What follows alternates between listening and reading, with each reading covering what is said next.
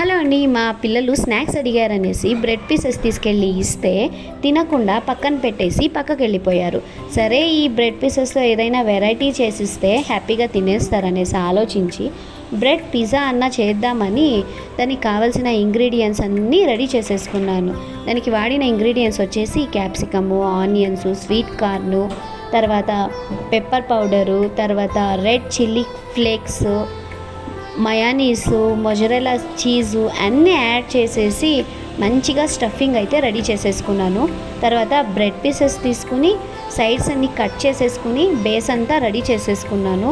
ఓవెన్లో అయితే బాయిల్ చేసుకుని మన చీజ్ మెల్ట్ అయ్యేలాగా బాయిల్ చేసేసుకుని బాగా మంచిగా కట్ చేసేసి మా పిల్లలకి తీసుకొని వెళ్ళేసి ఇస్తే వాళ్ళు బయట తినే పిజ్జా కింద చాలా టేస్టీగా ఉంది మమ్మీ అనేసి సూపర్ అని అన్నారు.